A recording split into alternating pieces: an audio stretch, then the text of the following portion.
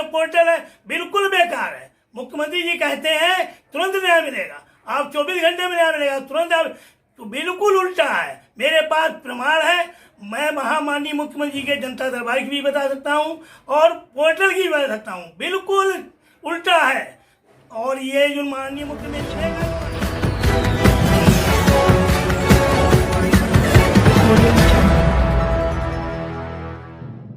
भाजपा सदस्य की नहीं सुन रही भाजपा सरकार, लगातार भाजपा सदस्य का चल रहा अनशन। नमस्कार, आप देख रहे हैं खबर बुलंद भारत।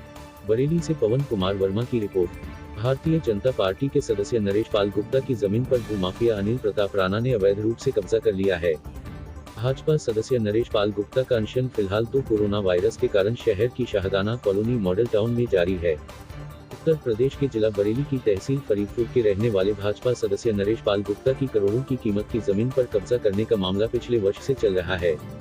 पीड़ित भाजपा सदस्य नरेश पाल गुप्ता ने तहसील प्रशासन से लेकर प्रदेश के मुख्यमंत्री योगी आदित्यनाथ व देश के प्रधानमंत्री नरेंद्र मोदी तक शिकायत की है, मगर तहसील प्रशासन से लेकर प्रधानमंत्री तक की कान पर जू नहीं लगी तो भाजपा सदस्य नरेश पाल गुप्ता ने न्याय पाने के लिए अनशन का रास्ता पकड़ा, जो आज भाजपा की सरकार के चलते भाजपा सदस्य नरेश पाल के अनशन को 254 दिन बीत जाने पर भी न तो प्रशासन को होश आया और न तो योगी सरकार को होश आया है, न प्रधानमंत्री को अपनी पार्टी के सदस्य का ख्याल आया है, जिससे आज पीड़ित भाजपा सदस्य नरेश पाल ने वो सब कुछ कह डाला जो नहीं कहना चाहिए था। आइए सुनते हैं पीड़ित भाजपा सदस्य नरेश पाल गुप्ता की दर्द भरी जुबान में क्या कह रहे हैं। मुख्यमंत्री योगी आदित्यनाथ और प्रधानमंत्री नरेंद्र मोदी को पीड़ित भाजपा सदस्य नरेश पाल गुप्ता। नरेश पाल गुप्ता क्या हैं आप? हम भाजपा के सदस्य हैं और वरिष्ठ नागरिक भी हैं। वहाँ सेठ दामोदर दास पार्क में मैं परिवार हमने दिनांक 22 सितंबर 2020 से अनिश्चितकालीन धरना अपने ज्ञापन में जो दी हुई 5 मांगों को लेकर दिया था, लेकिन उसमें हमें वहां से कोई राहत नहीं मिली थी। एक दिन मीटिंग डीएम साहब के आदेशानुसार संयुक्त बैठक उन्होंने कराई थी डीएम सभागार में। उसमें तय की थी, यह कहा था आपकी मांग जायज है, आपकी जमीन तुरंत माफिया से दिलाई जाएगी और हर संभव मदद की जाएगी, ये वायदा किया था।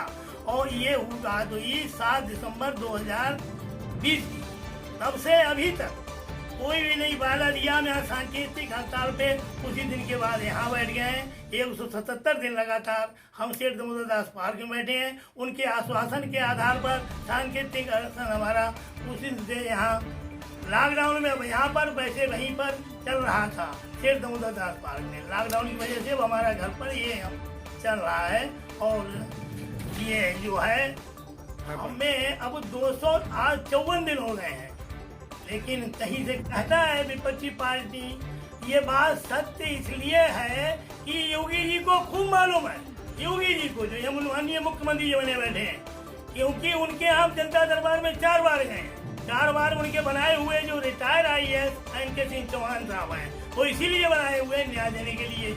पहली बार उन्होंने कागज लिए कि हम न्याय दिलाएंगे, डीएम के बाद की न्याय नहीं मिला। उसके बाद फिर 3 बार गए, चौथी बार ये कहा अपने डीएम से कहो कि हम क्या करें, कहाँ जाएं, डीएम से सख्ती से कहो, हम यहाँ कह सकते हैं, कुछ नहीं हो सकते हैं। इसी प्रकार मुख्यमंत्री जी का जो पोर्टल है बिल्कुल बेकार है। मुख्यमंत्री जी कहते हैं तुरंत न्याय मिलेगा, आप 24 घंटे में न्याय मिलेगा तुरंत, आप तो बिल्कुल उल्टा है। मेरे पास प्रमाण है, मैं महामाननीय मुख्यमंत्री के जनता दरबार की भी बता सकता हूँ और पोर्टल की भी बता सकता हूँ, बिल्कुल उल्टा है। और ये जो माननीय मुख्यमंत्री मिलने का जो है वहाँ बैठाले हुए वो सीधे सत्य उन्हीं मिलाते हैं, वो उन्हीं डकैतों भ्रष्ट जो कि बिल्कुल उनके प्रमाण है। और ये सरकार में अधिकतर जो है भ्रष्ट है, गलत है, चोर है, डकैत है, उन्हीं को खुला संरक्षण है, उन्हीं के लिए मदद कर रहे हैं। और जो सीधा सच्चा कोई अधिकारी है मेरी समझ में उसकी चलती ही नहीं है, इन भ्रष्ट लोगों की चलती है। योगी जी को मालूम होना चाहिए, क्योंकि योगी जी के यहाँ हम गोरखपुर भी गए थे, जहाँ पे द्वारका प्रसाद तिवारी सुने जाते हैं, देखते हैं, तो आप बताएं हम कहाँ नहीं गए। क्योंकि बात ये बिल्कुल सही है, वो पूंजीपति बिल्कुल बने हैं, भ्रष्ट काम करके अधिकारी भी इसमें शामिल हैं। और ये जो भ्रष्ट सफेद वो नेता भी है, वो तो भ्रष्ट राणा है ही है, उसका घर परिवार का उसका रिश्तेदार भी है, हम बता भी चुके हैं। यहाँ लेके जनता दरबार, तो ये सब भ्रष्ट पूंजीपति को बन के ये लूट मचाए ही हुए हैं और आम जनता को पीड़ित किए हुए हैं। नहीं, हमारे हिसाब से आम जनता को क्या, मैं तो फरीदपुर से लेके थाना, तहसील, जनपद, मंडल, शासन और गवर्नर साहब, माननीय प्रधानमंत्री जी भारत सरकार, माननीय गृह मंत्री भारत सरकार, आम जनता कैसे पहुंच जाएगी? ये भगवान की देन है, भगवान की शक्ति है जो हम भगवान उससे जा रहे हैं। आम जनता के हिसाब ये बिल्कुल नहीं है।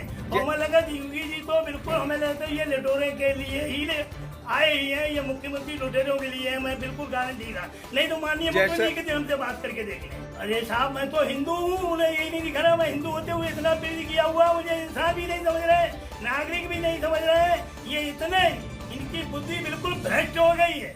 आप बता रहे हिंदू राष्ट्र ये किसी का नहीं है। हिंदू का अगर बड़े में सुने हिंदू मुस्लिम सिख जाए, किसी के नहीं, हिंदू के तो है ही नहीं। हमें हिंदू हूँ और कोई प्रमाण मांगे कहीं से कहीं तक हर बात का ना। हिंदू के बाद में जैसे मैं हिंदू होते हुए और योगी जी को खूब मालूम है, क्योंकि उनके यहाँ व्यक्ति जो यहाँ बैठते हैं, जहाँ मठ पर हैं, गोरखपुर भी गए हैं, तो मैं हिंदू नहीं। उनके यहाँ रावत एक ओएसडी है, निजी ओएसडी पुरानी चले आ रहे हैं, इनके सिंह चौहान बनाए हैं। पोर्टल बात करते हैं, समीक्षा ली थी जब है, तो पोर्टल उनके ये समझे हुए नहीं, मैं हिंदू शब्द से नहीं जानता है। फिर इनसे मिलने का टाइम मांगते हैं तो इनके ही अंदर तो बैठे होंगे। तो ये कोई बताता ही नहीं, कोई एक हिंदू इतना पीड़ित है और इतना है, उसे इंसान भी नहीं समझ रहा है। इंसानियत नहीं, मानवता वाली बात नहीं, हर तरह से पीड़ित कर रखा है। उसमें तो मैं ये कहना चाहता हूँ, क्या हो गया पता नहीं कि दुनिया में ऐसे ऐसे बैठा दिए हैं, उन्हें मुख्यमंत्री बना दिया।